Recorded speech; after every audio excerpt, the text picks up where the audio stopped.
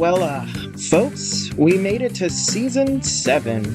Welcome to the Vulnerability Time podcast. I am your host, Josias Abriel, and published author. Speaking of published author, before the episode starts, make sure to go check out my books. They're available on Amazon, and the link is in the episode description below. Go ahead, get you some healing. One's a poetry book about overcoming pain and trauma and stuff like that, and then the other one's a self-awareness interactive journal notebook. So get you some healing. You're worth it. Another thing that you're worth all the love in the world. You're worth all the healing in the world, and I'm glad that you're here with us today to heal together. You are loved, you are valuable. This is your sign. Alrighty, enjoy the episode. Bye, folks. Alrighty, folks, we love a pre-recorded intro. So folks, I'm sure you can tell by the title of the episode, what we'll be talking about: perfectionism, childhood trauma, and not having fulfilling relationships. But before we get into that, welcome back to the show, everyone, and welcome Violet. How cool is that name, everyone? Welcome Violet to the Vulnerability Time podcast. Thank you so much for having me. I'm really excited to see where we go and all that we discover. Yes. And so Violet, before we get into our topics, let us get to know you a little bit. Tell us a little bit about you, any credentials, what you do, or any work that you have, things like that. Let us know. Tell us about you, Violet. Sure. I think I'll start now and work my way backwards and try to keep it really brief and hopefully interesting, but who knows? I work with people to find and create healthy love. So a lot of my clients are single and not sure how to find love, right? Like they're maybe using the apps and it's not going so well, or everyone's awkward after COVID a little bit. Like, how do we socialize again? And I got to this kind of through a weird way. So I had a corporate career and I went to business school at Harvard and was an engineer back in my 20s. So I have tried on a lot of different hats, and it took me a long time to find what I'm really passionate about. And here I am. Wonderful. Oh, that's pretty cool. So how is Harvard like? Is it like as intimidating as they say? I did not find that, but I went to the business school and not undergrad. So I think it might be different depending on, where you go. Mhm. Basically in undergrad, I was studying engineering, which I did not love, but my parents were like, just finish and get a technical degree. And so I did that, but I always knew that I wanted to go back to business school or go to business school. And then when I got in, I thought, oh my gosh, it's going to be so pretentious and blah, blah, blah. And I went and had so much fun on like the, come see us, come check us out sort of weekend. Yeah. And people that I met there were down to earth and cool. And it was different than what I thought it was going to be. So yeah. Well, that's fabulous. Um, well, thank you for sharing that. Violet, I love your earrings. Those are Oh, so cute. Oh my God, I'm such a fan of those earrings. well, I Um, love your hat. Thank So you. Thank you. Thank you. I know y'all can't see it, but like Violet has these super cute earrings on, and I want them now. So yes, we love that. Okay, so Violet. So in our pre-meeting, folks, which if y'all don't know, the pre-meeting is just where we figure out what topics we're gonna talk about. That's all that is. We don't really discuss anything. It's just the topics, not necessarily the discussion of the topics.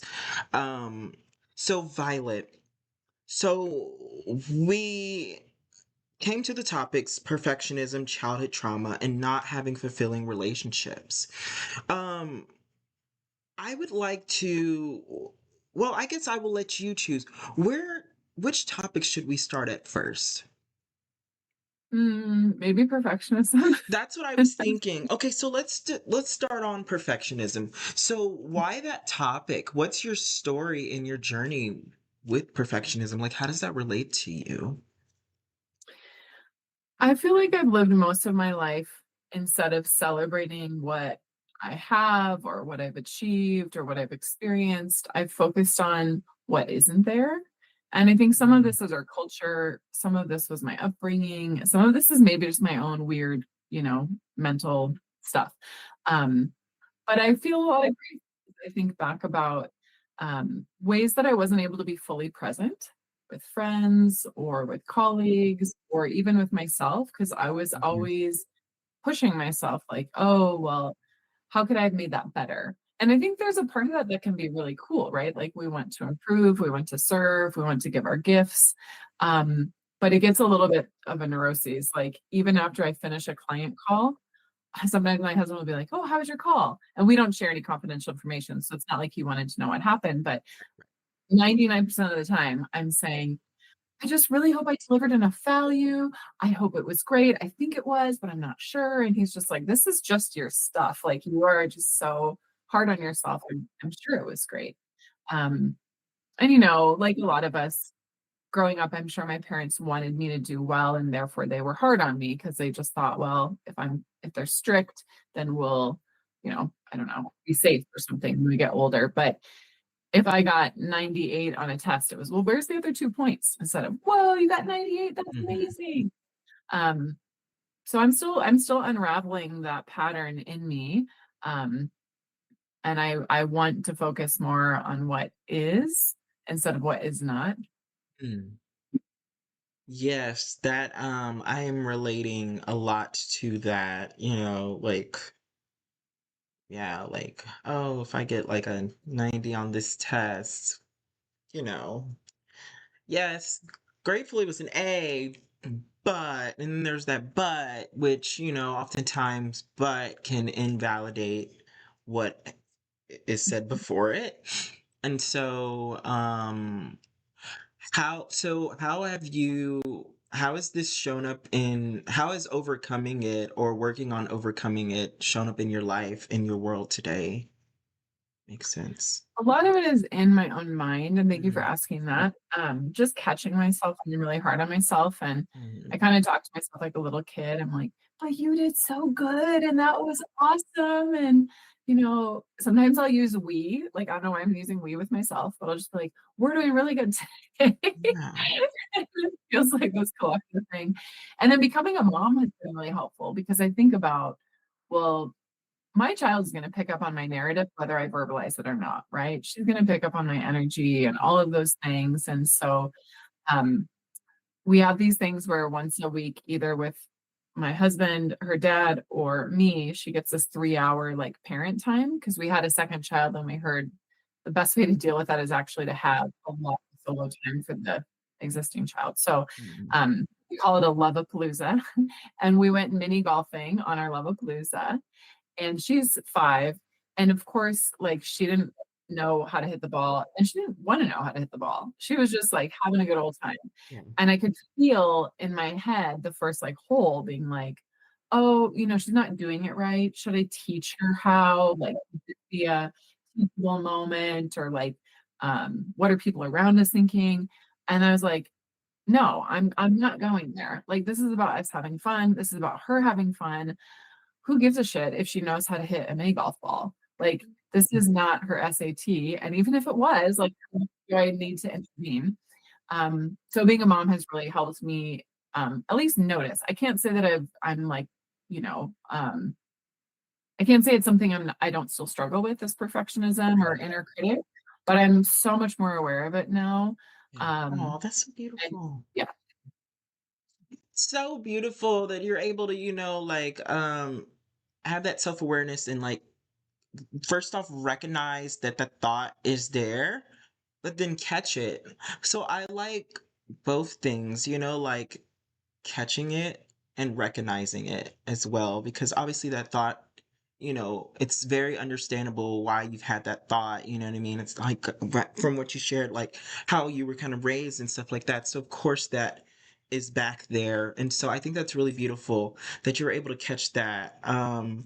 And I also think it's really beautiful like how you said like sometimes you talk to yourself like a kid. I do too because inner child is so important, so I do too, and sometimes I use we statements, and sometimes I just recognize inner child, verbally, just verbatim, just say, okay, inner child, like, yeah, because we were all children first before we became quote unquote adults, and so I think it's very important that, we be able to have, grace on ourselves as if we would like, like a little kid, like no one's like, I mean, I don't want to say no one, but, I don't see, you know, someone yelling at like a baby for not being able to walk, like, of course they're crawling, and so having that grace on us as well, because once upon a time we were that baby, we were that child, and our distinction between walking and crawling, I use those symbolically, but they could mean anything, but it's just like until we get to the walking, if we even walk, have that love and have that grace on us. And so I think that's really beautiful what you're doing. I feel like I could have had a different analogy, a better example, but we're just going to run with that. We're just going to I run with love that. it. Yeah. I had chills when you were talking about grace on self. I was like, yes, I'm going to use that with myself maybe the next few weeks. Like grace on self, it's okay. And yeah, I think there's some parts of life that maybe I'll never walk in, that I like don't Mhm. really, I just don't naturally excel, and I don't need to make myself wrong for that. Yes, exactly. And I love that. And I call myself a recovering perfectionist. So at first having grace on myself, it felt one like, and it turned into uh other stuff that was deeper rooted, so therapy helped figure that out. But it it's like once I tried to have grace on myself, I started to investigate. I get like I'm uncomfortable with having grace on myself because I'm a perfectionist. Yes. Now let me investigate that uncomfort. Like, where's that coming from? Because I feel like if I'm going to recover from perfectionism, I want to do it in the best way that I can do it. I want to do it in the most healthy, healing, meaningful way that I can. And lo and behold, it turned out that my perfectionism was rooted in, okay, I was feeling, why didn't I why is it hard for me to have grace on myself? Because I feel like I'm not deserving of it or not worthy of it. And so it's just like, oh, so where did that come from? Where did that, let's investigate more into that. Where did that come from? And then also like the perfectionism, um it turned out it was like at the head of everything, but there were little, it was like a tree trunk, or like a tree, right? And it was perfectionism, and then we see the leaves on the tree, and that could basically represent the manifestation of what my perfectionism is doing. All the fruits and the bad fruits that I don't like to say bad, the fruits and some of the moldy, unpleasant fruits we're bringing, but having investigating that feeling when I'm trying to hug the tree and give it grace, um, I figured out the roots, that there's so many roots. And I was like, wow, this connects to this. And this root connects to this, the why this leaf is shaped like this. Like, so having that connection. But yeah, at first, having grace on myself, at first, it did not feel good. It felt wrong. It felt icky. I mean, but now, I mean, it's so much easier. But at first, it wasn't. So yeah. So I don't know. Are you relating to any of that? Is there any Yeah, relation? absolutely. I mean, um, I think because the grace on self I'm hearing, is at this place in my journey, it Mhm. feels good, but I can think back 10 years ago, and that was so weird. Like, I remember I hurt my ankle because I was a runner and I overused it, and had to ice it after I hurt it. They told me to ice and massage it. And so I was massaging my own ankle, which sounds like duh. And this was, oh my gosh, this was 15 years ago. So I was massaging my own ankle. And it was the first time in my life that I realized this is my body. This is my ankle. I am literally touching my body. And it sounds so basic, but I had dissociated so much in my life and had felt at war with my body because I had an eating disorder at one point and alcohol issues and all this stuff that it was like even just touching my body and feeling like it was mine, it was worthy of me to massage it from an injury was like mind blowing. So yeah, I can imagine how much of a struggle this idea of like grace on self would have been Yeah. at that point in my life. I'm glad that you mentioned that because my eating disorder, it actually honestly, now that I think about it, because you said it, honestly, like my eating disorder was a huge part in me learning grace for myself journey. Obviously, that wasn't the only thing, but it was like a huge part, and I never gave it recognition until like literally now. But Mm. yeah, that just I have chills as you were saying that. you said what? I have chills as you're saying that. Yes. Oh my God. Yeah. Isn't it beautiful? Look at us just encouraging and inspiring each other. Sorry for that clacking noise, folks. I threw my pen on accident. Um, But I so also, if yeah. I can just quickly say, I love what you just did because you gave like a sense of beauty to even these really hard experiences we go through, right? That like part of eating disorder, grace on self, like they're all interrelated. And that's why even though I have gone through, challenging things, which I'm sure we'll talk about later on the show, I think to myself, like, wow, that was just perfect. That was so perfect that I experienced that in so many ways because it allowed me to develop in these other ways. Now, I'm not justifying trauma. I'm not saying that anyone should have to experience that, but I think there is this mysterious way that we weave between like the light and the dark and the good and the bad and the hard and the easy. And I just think it's great that you have a show like this so that people can accept all of those parts of themselves and their experiences. So you're making me tear up. Thank you. Thank you for recognizing that. Yeah, like I feel like at first, because I can really relate to what you said. Like, and it took me a journey to be able to even do that. I feel like I had to be in a position or in a place in my journey where I was ready to, bring such beauty out of it. But yeah, of course it happened like later on in my journey, and I'm still on a journey. Um, but yeah, so thank you. Yeah, my eating disorder, honestly, it really taught me to a different level of being kind to myself. Just a really different level because I figured out where the eating disorder started. It started from trauma and stuff like that. And I also, learned that it was also the body's survival mechanism, but our body doesn't always know how to help us survive the best way. So it's like, that's why treatment and intervention is so important, because the body will do its best and whatever that looks like, it looks like, for example, honestly, okay, getting off that, another example to the beauty of it. So a couple days ago, and I love that you mentioned it because now I want to mention this. So folks, I'm gonna kind of the eating disorder really taught me a lot. But another thing, so let me pull this out. So I wrote a list. So I was having a kind of an off day, not a good, not I don't a day that was not my favorite.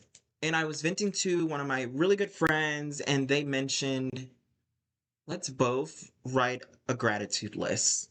Things that we're thankful for. And it really helped. Like, it just really helped. So, one of the things that I put that I'm thankful for, I said, I am thankful for my addiction. I mean, my addiction, and of course, I had to be in a place that I'm able to say that. And I'm not making necessarily light of addiction or anything like that. I'm just saying my addiction personally just taught me so much beautiful things about myself and others. It really did, and it opened my eyes to a community where people, come together. Like I don't struggle with addiction anymore, but I still go to meetings, anonymous meetings for those who struggle with addiction. You know, it could be alcohol, it could be narcotics, it can be overeaters.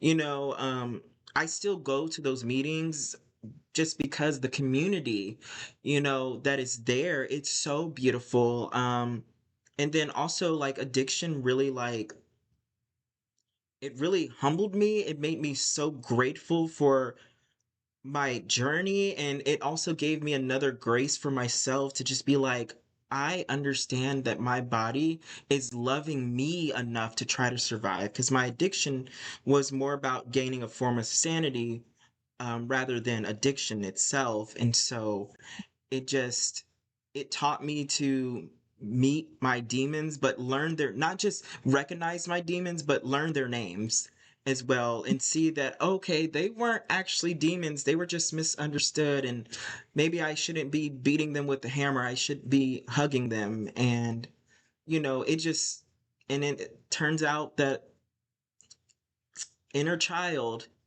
was in there as well, and I realized like wow, like I was beating inner child and calling inner child certain names when inner child is just crying out to me and needing to be held, just like when I literally needed to be held when I was an actual child but wasn't held. So addiction, I mean, I am so me personally, I know addiction can get yucky for some people, so that's why I'm like individualizing this and saying like I mean, I'm so grateful for my addiction. I mean, it really showed me so much love. It taught me self-love on a level that I don't think I would have ever learned if it wasn't for addiction. My addiction. Mhm.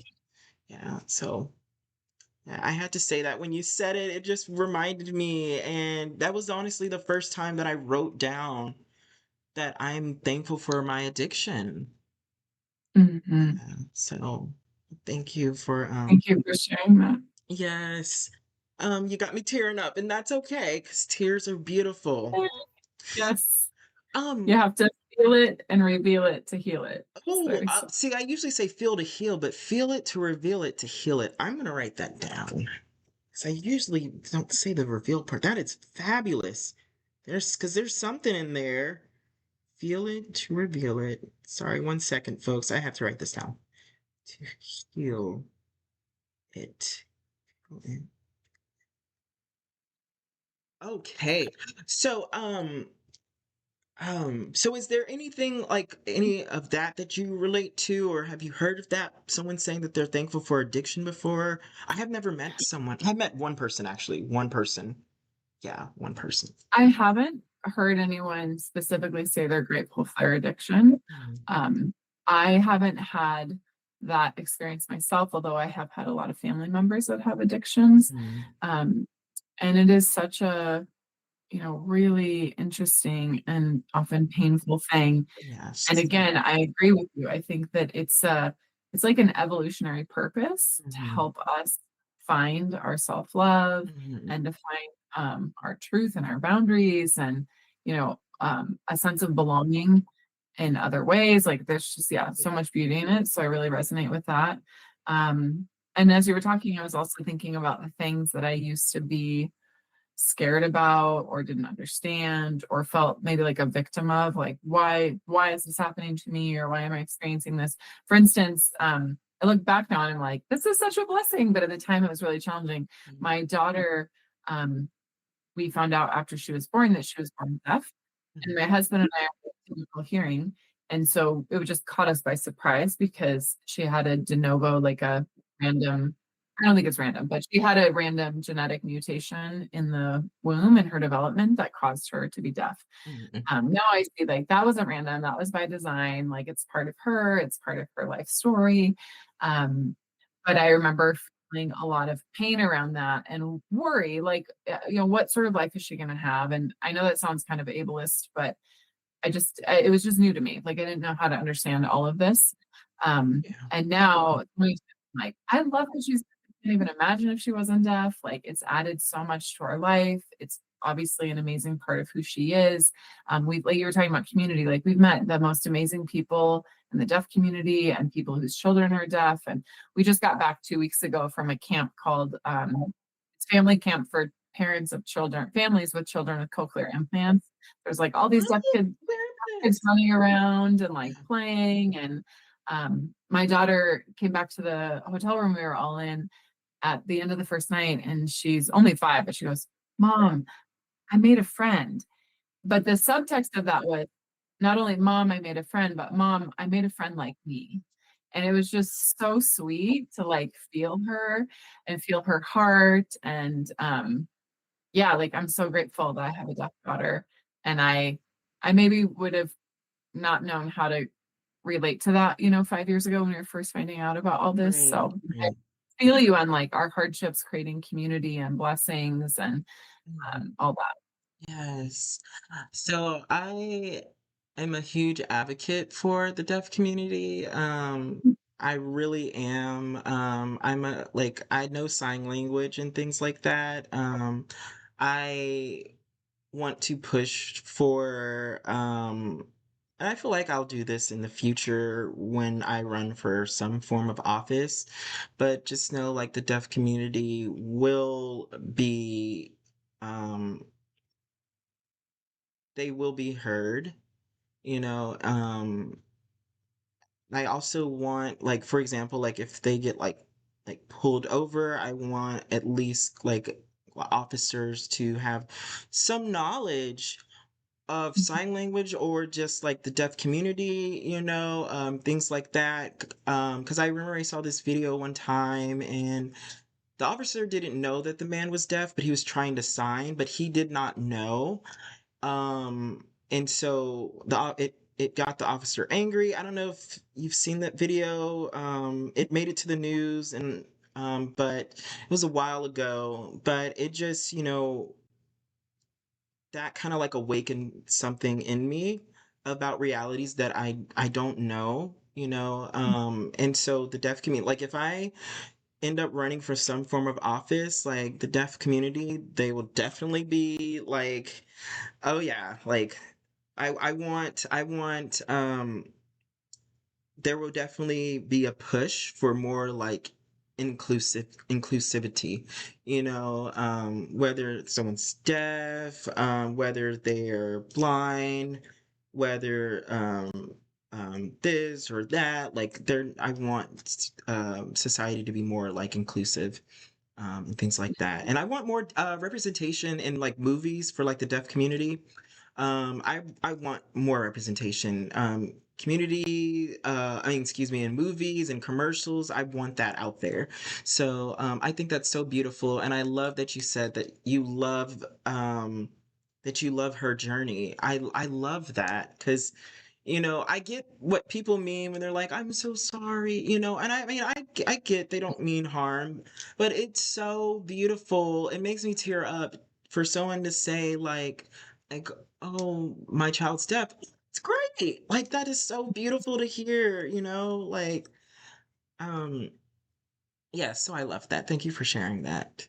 Of course. I hope you run for office. The world needs more people in politics like you. Thank you. Thank you. Fingers crossed, right? Fingers crossed.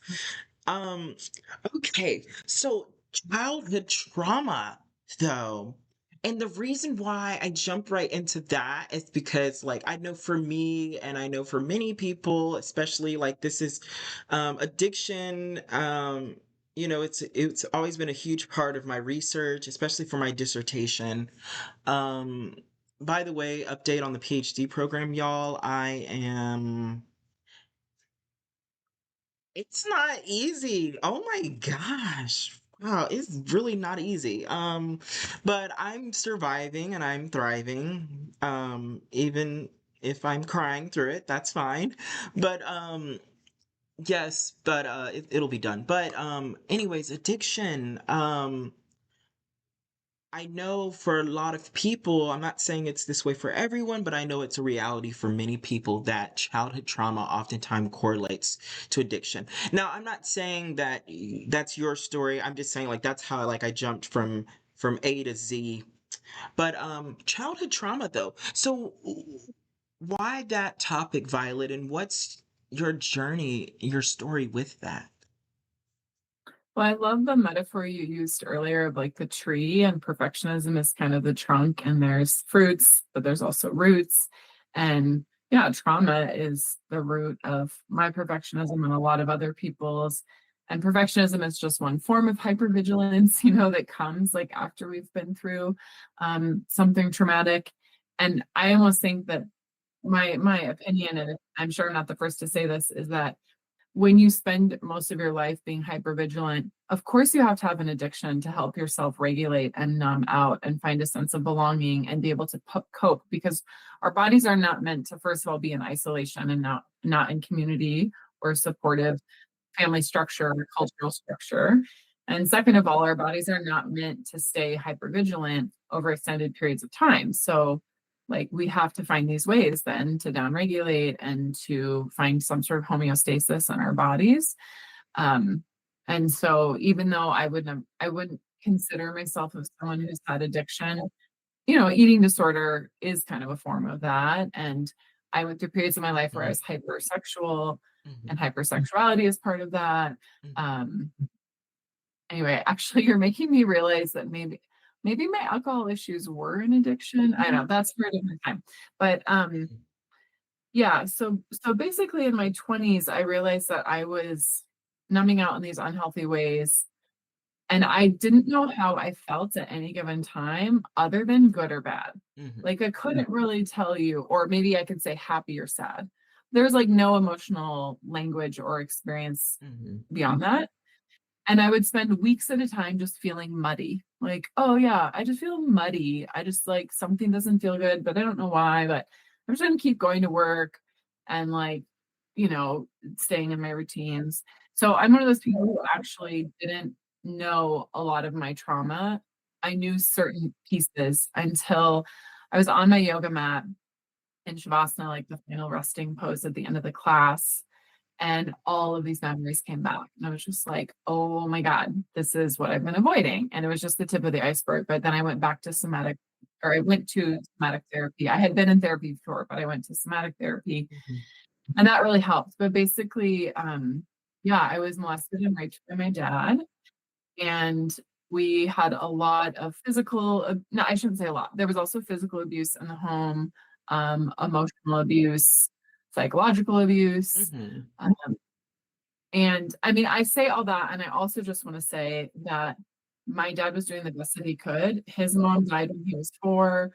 He was physically and sexually abused by his stepmother. Like, there's just so many reasons why this happened. So I am not, in a weird way, I'm not blaming him. I'm not justifying what happened, but I'm also not blaming him. mhm, Um, and I just spent most of my adult life trying to unpack how little I felt emotionally and how poor boundaries I had, and um, how triggered I would get. Like, during sex, I would just shut down. I would mhm, push the person away, to a point where I had a boyfriend be like, "What's wrong with you? Why are you pushing me away? Why don't you even like sex?" And he just like totally would get mad at me for that.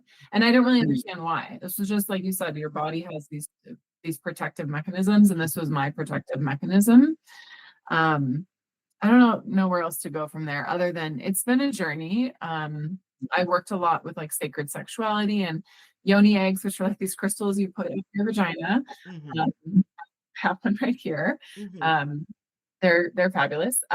Anyway, so yeah, that's been part of my journey. And in the last, I'd say 5 to 10 years, there's been a lot of, at least in my mindset, of realizing if part of what a father is supposed to do is to provide.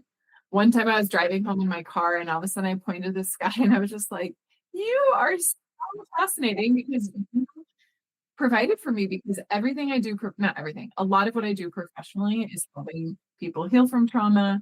The sensitivities that I've developed because of the trauma I went through, all of that is creating my livelihood. So mhm. like, wow, like you were the ultimate provider, even though all of these things happened. So yeah, I don't know. I feel a lot of acceptance over my journey. I hear you on that. Thank you for sharing, Violet. I really appreciate that. I, can relate to you on that aspect. My father was also sexually abusive to one time it was me, but to multiple other children as well. And he was a pastor, so of course he got away with it. So, Mhm. but, and he was also like, I would say him and my mother were both equally providers. Like they both, and they would always like throw it in the face of like, oh, how much money they have, how much money they make, and oh, look at the type of house you grew up in. Yeah, I mean, but what was in that house is what really made it not enjoyable. The physical, the Yes. psychological, all those type of abuses as well. But Mm. I appreciate you sharing that. And something that I know is out there heavily, but like the shut down during like sex, like I remember like and so that's what started my addiction. So my addiction started as webcamming, right? Mhm. And it was, I mean, and I know people might say, "Oh, that's fine," but no, no, no. I was like still a kid, and these other men on the other side were grown, and so, but it's because I was terrified of physically, like sex physically. So it's just Mhm. like internet sex was like the best that I could do, but it's like it made me feel loved. Mhm. It because these guys, of course, they were just wanting one thing, but they were saying these beautiful things. Well, at that time, they were beautiful things because what I was hearing at home was not beautiful. So it's like I Yes. couldn't recognize that it was quote unquote bad, but I did recognize that it was better than worse that I Mhm. was getting, if that makes sense. And so Totally. yeah, that kicked off my addiction, and that really, my addictions stayed there with like webcamming, but it's like it got worse with the time. I'll just say that. Um, but so like yeah, there've been definitely people that I've like just pushed away because I was like I don't want to give you my body. Like I just shut down. And at first I would like pride it and say, because I used to be, I don't want to say Christian, but I used to like hold some of those beliefs that sex before marriage, I'm not doing that. And so for a while I would use that as an excuse, you know, but the whole time knowing, I don't think, at that time, I was like, I don't think someone would even want to marry me. So it Mm. was perfect that I would, it was a way for me to I used that excuse of okay, but just no sex before marriage. And that basically meant no sex at all because I didn't even feel like no one could love me. So but I used it as an excuse though that um to in order to just push away that reality of like, but this is why, like, this is the main reason why I say no sex before marriage. I was like, so I had to investigate it more. Mm. And eventually I broke through, through therapy. I was able to like kind of like break through more and just be like, okay, here's the real reason. This is the real reason, because like it would trigger me that I'm giving someone else my body when, though at that time, like I had the choice to, I first had to recognize what choice is, the Mhm. power of choice, the power of consent, because that, I was never introduced to that as a kid at all, So, yeah. So, I mean, so like when you were saying like the whole like pushing away, I I completely agree. So so you also mentioned crystals and somatic therapy. Can you Mhm. what is that? What is somatic therapy? And I'm a fan of crystals, but what type of crystal is that? Because I know different crystals, they can provoke different meanings and stuff like that. That looked like an obsidian, a black obsidian. Am I right? This one is actually jade. It's Oh, neophyte jade.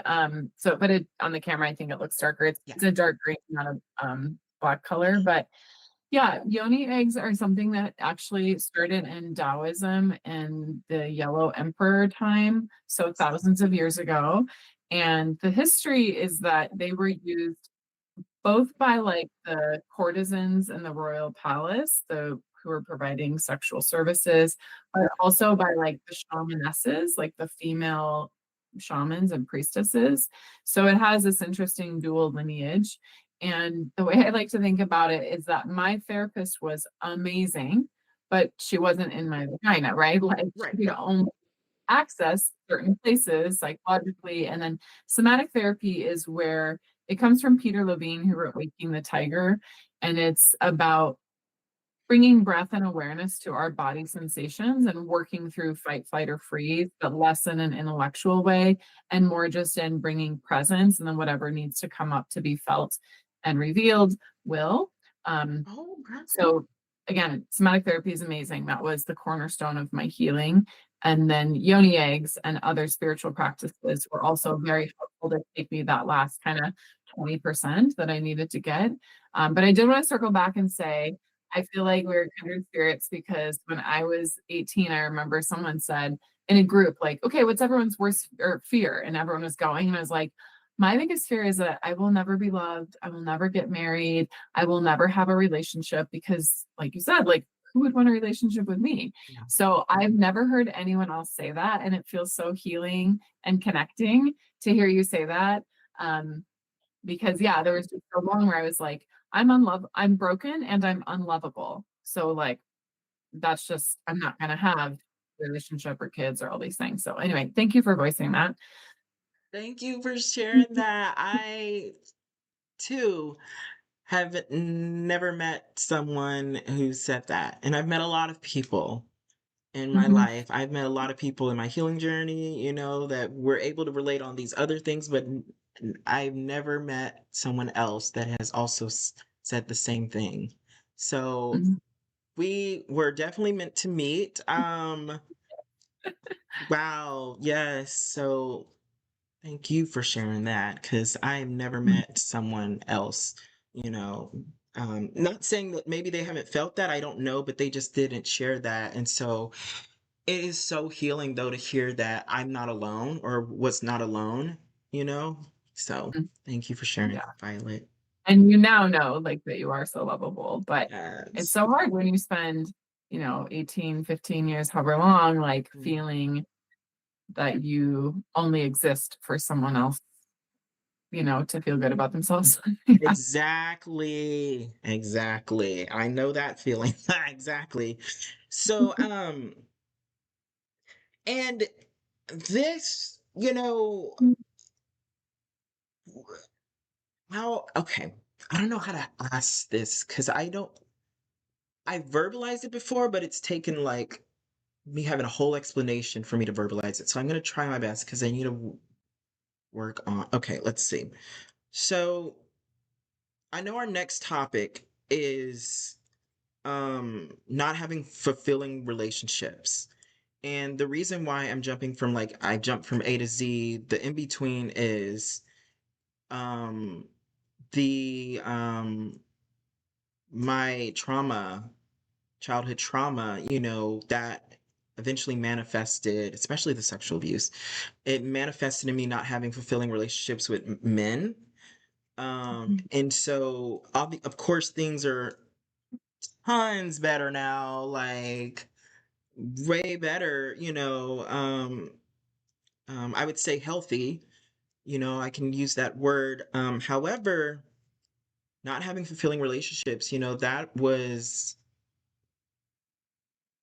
I was not able to do that for so long, and I also realized like my fear of sex, fear just started manifesting in other areas of my life. And it Mhm. can be in a situation that has nothing to do with sex. It could Mhm. literally be me afraid to go to the grocery store. That has nothing to do with sex, but my fear, but my fear of sex, and so ultimately it's a fear, it's trauma, you know, it manifested, and so that's the thing about like the roots. Like I was like, what? Like this root connected to that leaf? That has nothing to do with each other. How did that connect? But it connected, and so that and if I'm being honest with you, like I feel like I'm now in a time in my life where if I like a guy like romantically, like within my heart, I'm going to allow myself, and I'm in a place where I can do that finally, where I'm going to allow myself to go ahead and just be like, but not overwhelm myself, but I'm going to allow myself to be like, I'm giving him consent and I want to. And if we don't get married or last 5 years, that's okay. That is okay. I feel like I just don't want my childhood trauma. I don't want my father and my cousin and my uncle and those other two guys. I don't want them to continue to rob me. Like, I feel like Mhm. now I'm ready to take that power back in that aspect. I've taken so much power back in multiple ways, but there's that one aspect where I'm just like that. I don't know if they still have the power, but the power is not mine. But it's gonna be mine now. So yeah, Mhm. so that's Heck how yeah. childhood trauma has kind of like led to like, not having fulfilling relationships now. And I feel like honestly, Violet, I was not planning to share this, but Violet, like I really feel like that's not fair to like my partner, Mhm. like, so yeah, I feel like that's not fair to my partner. So, but anyways, so yeah, that's me on. But so anyways, what's your advice or story or journey with not having fulfilling relationships, or if you have anything to add or to say with my, I don't know what. Mhm. Let me let Violet Well, speak. first of all, I love that you're sharing about all of these things because there's so much power and wisdom in us naming what happened. And for so long, I felt like I'll do my own healing on the side, but no one has to know about it. Mm, No one has to know what happened to me. um, because maybe I was still trying to protect my dad or I felt shame or whatever. And it's just really liberating to be able to say, this is what happened. And I actually don't carry a lot of charge around it anymore, but I'm not going to hide it just because I'm farther along in my healing journey. Like that also doesn't serve anyone. So I love that you're still able to speak your truth and be transparent about it. For everyone who maybe isn't where you and I would say I am on our healing journey, like they still need to know that it happened and that it's okay to talk about and all of that. And I completely agree. Like, not only are these incidents and those people, not only were they, like taking away our power, but they were taking away our joy and our openness and our exuberance and like all of these things that are gifts to our partner. Um, and I remember at one point, I wore some lingerie underneath like a long hooded sweatshirt with a zipper. And this was earlier in my healing journey. And I started like unzipping it in front of my now husband. And then I just burst into tears and I had to like jump into his arms because it was just too much exposure to feel like he was seeing me in my lingerie with the lights on. And I look back and I'm like, whoa, I'm so different now. Like I take pole dancing classes in the middle of the day and I'm wearing whatever I want to wear, like, yeah, a thong. So, yeah, um, but I think about that time and I'm like, yeah, had I not even started the, little revealing I was doing, and had I not continued on my journey of reclaiming my sexuality, that wouldn't have given him and it's not my job to meet his sexual needs by any means. That's his right, job to meet his own sexual needs through our relationship. But it still would have, it like would have been just some like haze in the system. There wouldn't have been like the brightness and the clarity that could have been there.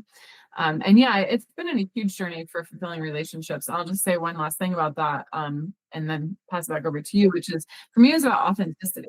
Mm, Like instead of becoming who I thought everyone wanted me to be and reining myself in and not speaking my truth and hiding my mhm, disappointment and feeling like I'm too sensitive, so therefore I need to pretend to just be the cool girl all the time. The biggest key in me creating more fulfilling relationships was, of course, healing my sexual trauma, but also being authentic, which means disappointing people. yes, Yeah. yes, yes. And so speak a little bit on that will happen. That honestly will inevitably happen, disappointing people, when you're, being authentic to you, to yourself. So that's not easy to do all the time. And of course, at least for me, it got easier over time. I mean, still there are areas that just aren't always like easy. Like I still have moments where it's difficult, but for the most part, it's definitely not how it was when I first started. It's definitely a lot more digestible and easier when I first started. But can you speak on that area of the difficulties, um, but how it is worth it? It's so worth it. And I too am still, there's times where I'm like, oh, why did I say that? That wasn't exactly my truth. Like, Mhm. or I can see, oh, I felt insecure, or, there's part of me that didn't feel good enough. So anyway, it's a journey for me too. I'm still on that journey and probably will be for the rest of my life. But to me, it's been so worth it because it has clarified like who is a support or a resource in my life, who is on Team Violet and like buys into my vision. Um, and who isn't. And I teach this to my clients all the time too. I'm like, the more you withhold your truth, the longer you are in suffering because then this person You is said the longer is we are in what? suffering Oh, yes. because then let's say you're dating someone and it kind of annoys you that they're 20 minutes late every time you hang out, or they said something and it hurt your feelings, but you just keep hiding and hiding and hiding that. The person that they are like vibing with isn't even the real you. Mhm, And so there's going to be a fallout from that. And it really hurts when you betray yourself. Like I've done that mhm, so many times and it erodes our confidence, it erodes our self esteem, it makes it harder to speak our truth in the future. Instead of saying, I really value my time. I'm sure you value yours. And when you're 20 minutes late, it makes me feel like I'm not important. And it really bothers me. And I don't want that to happen anymore. Or sometimes we're afraid to share what we want. Like we're on a first or second date and someone says, like, well, what are you looking for? And we hem and we haw, or we try to like remember what the other person was looking for on their dating profile or something. Instead of just mhm. saying, here's what I want. And that could be with you, it could be with someone else. It's all good. So I think setting our boundaries and our expressing our displeasure and expressing what we want, something really simple I always share is to say, I feel like I want blank. Like if we only said those two phrases for our whole life, I think we'd be pretty good communicators. Yes. Yes, I love that. And I love what you said. The authenticity it shows you like who's team you and who's team not you. You know, um I loved what you said because it made me think about like how, you know, uh, it also showed myself. um it's kind of like, how about this? I'll say it like this. Me not being authentic, I was in a sense robbing myself of experiencing true love or authentic love, because the moment where I finally showed myself and they still stayed, they still loved and cared about me, it showed me I was like, I am lovable as I Mhm. am.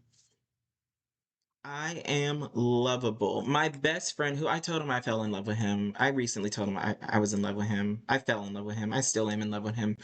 But you know, he has seen all of me, talk about authentic. He has seen all of me, all of my imperfections, all of my greatness, all of the in between, and we almost had a huge, I've known him for almost a decade, and we almost had like this huge friendship breakup. Um, and I was mostly in the wrong, but in those 6, 7 months that we weren't talking because of me, it was because of me. It was not because of him. But in the 6 or 7 months that we weren't talking, I learned so much. I was like, that is love. Like, and of course, I had to go to therapy because I'm just like, I know I was wrong. Now, how wrong was I, and where do I need to grow? Like, right? I was just like, okay, I know it's wrong, but let's see how wrong was I, because okay, let's learn and let's grow from this. And I learned so much, and because of because of his love, I actually can accept men now. Mm. That's something I never thought I ever achieved, to be able to accept men fully as they are. Because it's like, I can act like I accept them, but I am, between me and you, and I guess all the listeners, it's like I'm waiting for them to say a sexist comment about a woman. I'm waiting for them to talk about women running in office. I'm waiting for them to do that so I can just be in my head and take a mental note. Yep, stereotypical men, that they're all like that. You know what I mean? And so he helped me, but it was love though. And now that I'm able to accept men fully, it's like my vibrations and my energy is now attracting different men. And I don't know, I'm just like brought to tears. Not any, I don't start crying anymore about it, but I still tear up now. And crying is beautiful, folks. But I mentioned that to mention like how much it meant to me. I didn't realize that I was robbing myself, you know, and I didn't realize how much I needed to accept men, and but I would not have discovered all of that and experienced this beauty, experience going on, these dates with these great men that I've like dreamed of, like the not I don't want to say dream like physically, of course I'm attracted to them, but like dreamed of them, like their heart, the Mhm. beauty that they bring, and they're showing me different sides to the story. But I would not have discovered all of this if I was not authentic with my best friend, who, because of his love, like I'm like, I am lovable. Oh, I know that now. Like I really, like I thought I knew it before. I really know that now. All of me. And so, and now look what I get to experience. But it started because I was authentic and was shown, that this person, I can still be loved regardless. It doesn't have to be romantic, just in general, like I can still be loved. And so I was robbing myself of that when I wasn't being authentic. Mhm. Yeah. 100%. And I love that example because when we do the brave thing and reveal ourselves, and like you said, your friend had seen like all these different parts of you, and then we accept what comes back to us because the person is sending us their love. It changes so much. And we can do that journey with a friend, with a romantic partner, with God or spirit, universe. Like there's so many ways we can dialogue this. But when we change our energy, like what the energy that shows up in our life also changes. So thank you for highlighting that. Yes. Thank you so much, Violet. And Violet, thank you so much for coming on this show. Folks, any links that Violet sends me, it will be in the episode description below. Um, I'm gonna end the recording, Violet, but stay on a couple more minutes. I gotta ask you a couple things about the links and stuff like that. And when the episode will be released, I'll get you into all that. But folks, I like to leave with a little challenge. First off, thank you so much, Violet, for being here. Um, but folks, I like to leave off with a little challenge. I challenge you to tell, and it can be more than one person, and this person can also include yourself, but tell someone that they are loved. That's it. Violet, you are so loved. You are so loved. You are so lovable. I'm so glad that you exist. I'm so proud of you for still breathing. I'm so proud of you. And I think you are doing absolutely amazing, seriously. And I want you to know that the world is lighter because you're in it. So Oh, thank you. thank you, Josias. You are also so loved and so lovable and are doing such amazing work in the world to open hearts and minds all over the planet. So thank you for being you. Thank you so much. I received that. I received that. Thank you, Violet. Okay, everyone. I will see y'all next time for whatever episode that will be. Probably will release. Um, yeah. For yeah, this is gonna be. I think I'm gonna make this the season 9 premiere. Cool. Violet. This was a very fabulous, beautiful, beautiful episode. Okay, folks, this may or may not be the season 9 premiere. I actually shouldn't have spoke so soon because I have to look at my release schedule to figure all this out. Okay, but bye, folks. Get on out of here. Love ya.